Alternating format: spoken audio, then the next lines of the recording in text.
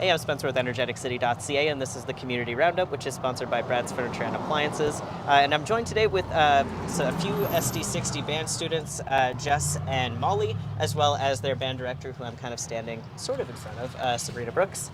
How are you guys doing today? Great. That's excellent. Fantastic. Soaking up the sun for the first time.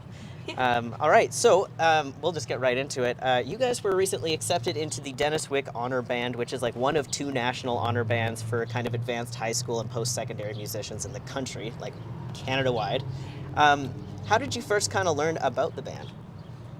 Yeah, so Mrs. Brooks and our other director, Mr. Price, they informed us of the band a week before auditions were due. Nice. And so they gave us these papers and were like, hey, this is the stuff you got to play and have at her. So we practiced for a week solid at lunchtimes and after school and got together after school one day and recorded our auditions. It took about 3 hours. And then we found out just last week that we were accepted. Awesome. And, you know, I know that there's different motivations for getting involved with this. What kind of motivated you to audition for this band? Personally, for me, I'm looking at possibly going to music school, so it's a good thing to have on my resume. And I think I can speak for Jess when I say this, we're also looking into the BCMEA, which is the conference in October that all the band teachers go to. Right. And this is kind of just a precursor to that, just to see kind of what we can do and see where we can go with it. Yeah, the goal was the provincial honor band. That was what I really wanted them to achieve. Mm-hmm. The fact they got nationals too is amazing. Icing on the cake, for sure. Yeah, the nationals was supposed to be practice. Yeah. But we achieved more. We actually had 3 basically get in. So Paige McLeod was the first on the wait list for flute. So not quite as high an honor, but pretty close considering they only get 4 flutes. Yeah. 5th best in Canada's. In Canada. So that's 4 flutes. Not too shabby. Yeah, that's not even 1 per province. So that's fantastic. And how do you guys think that this will further your careers, either professionally or for your own enjoyment as musicians? I mean, again, with me with university, it's just like something, like I want to go to UVic, so just having more rehearsal, because there's a lot of intensives that go with it while I'm there, so I'll be able to learn from other musicians within Canada and really focus on working with people who do this as their profession. Mm-hmm. What about you, Jess? For me, I'm not looking into pursuing a career in music in the future, so band is just for enjoyment for me, and so I think it would be a really cool experience to just kind of test, like, can I learn this super complicated piece in a week? Mm-hmm. Yeah. Awesome. I mean, you get bragging rights. Absolutely. So that's good. So I never achieved the level they did. I got into the provincial honor band. Wow. Longer ago than I care to admit. But for me, it really opened up a lot of doors to people that I still stay in contact now, right? Friendships that became a lifetime. Absolutely. I ended up meeting my husband in music school, so who knows, but you'll have a ton of fun. Miss Brooks is setting the bar really high for you, but yeah. it's fine. Don't worry about it. I know that obviously you guys get to perform with the band. What other activities are happening while you're kind of there? So a lot of rehearsing. I think they're holding master classes every day of the actual competition, plus our own performances with the SD60 bands, both the jazz band and the concert band. Mm-hmm. So yeah, it'll be pretty busy. But for sure. And when do you guys kind of get to perform with the band? I assume while you're down in Niagara Falls, but yeah, it's on Friday I think it's the 19th. So it's just after the band goes home. Of May. Okay. Yeah, so we get there, we have our orientation with them on the Sunday, and then it's intensives all week until the 19th when we do our performance at night. Awesome. That sounds, for lack of a better word, intense. Yeah. And, Sabrina, you kind of mentioned earlier that you were part of, maybe not the same band, but the provincial version. And how would you say that this, being part of these bands, opened doors for you? Well, I think just getting out of your hometown. I didn't grow up here. I grew up somewhere else, but just meeting people from different schools that have different life experiences. And then I also did something called the Band of Ceremonial Guard out in Ottawa. So I also did a band out east because it's Niagara Falls where the girls are going to go. Mm-hmm. And it's just a different way of life. And just opening your eyes to how different people grow up, different experiences, different kinds of friendships, different opportunities. I'm trying to think off the top of my head, but That's you right. know, I did spring that one on you. So. but through some of these band experiences that I had when I was younger, I got to do things like go rafting on the St. Lawrence River and just experience different things. It was a different thing, but I at once played outside of Capitol Hill in Washington, D.C. Oh, man. Yeah, and so just different life experiences that you don't get just from, I mean, English class and math class are important, right? But they don't always lead to the same windows of opportunity. For sure. And I was doing some Facebook stalking specifically for you, Sabrina. You were mentioning that you and your colleagues have taught Jess and Molly since they were quite young. So how does it feel to kind of see them succeed and go on to play with such highly regarded young musicians? Well, I kind of feel like band mom because that's my role.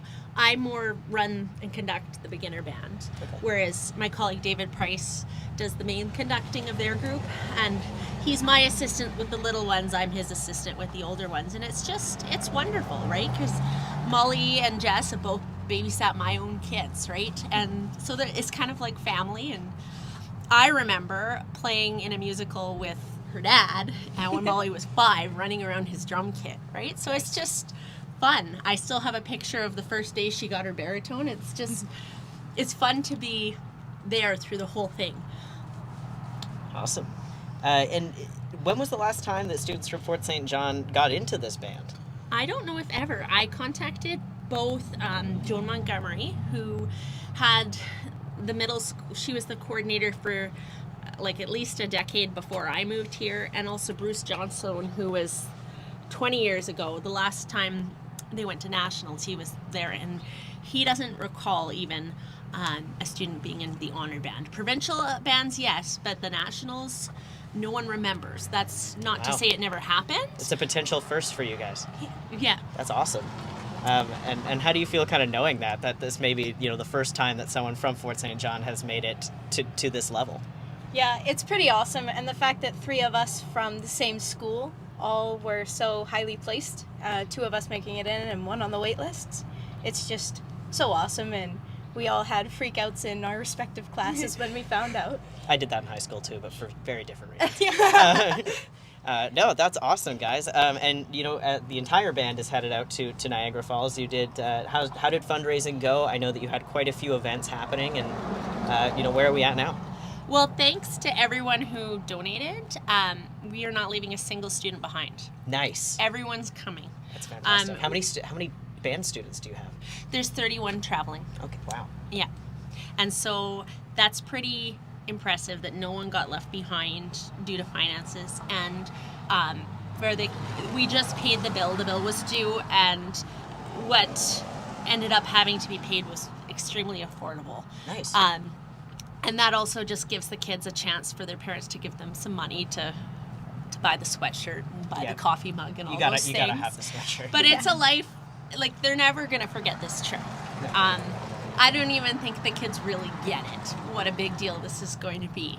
Because once you get married and have kids and you get into that stage of life, you look back on all these fun times that you had, and I think I'm shaped by some of the experiences and trips that I had when I was their age, and I think the friendships that they're going to just really solidify on all those buses and airplanes and airports, they're going to be friends for life.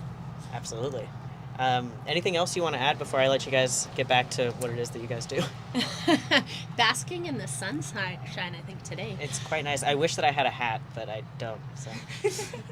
Just that beginner band sign-ups open. So the band program starts in grade 6. Okay. And so on our website, there's an online form that's super fast. And so it's open to all students in grade 5 to sign up. And it starts in September of grade 6. And it's an amazing program. We do pizza parties and ice cream parties and go visit waterfalls and bowling. Achieve national things. We have a blast. It sounds like a lot of fun. It's also... Oh, and I guess we do some music too, hey? Yeah, I guess. Yeah, I guess we do a bit of that. I've heard that bands usually Yeah. sometimes do music. It's also, fun fact, a really good way to be better at math. I did not know that. I wish I did when I was in high school, but I did not. Well, what it is when you play an instrument, it is actually... Music is the only thing that actually activates all areas of the brain at the time, because your auditory your auditory cortex is taking in the sound and reacting, your visual cortex, as well as like your motor muscles, both your sort of fine motor and gross motor if you're Jess playing the trombone. So everything's And so firing it really, at once. It fires at once, and it crosses the left and right brain.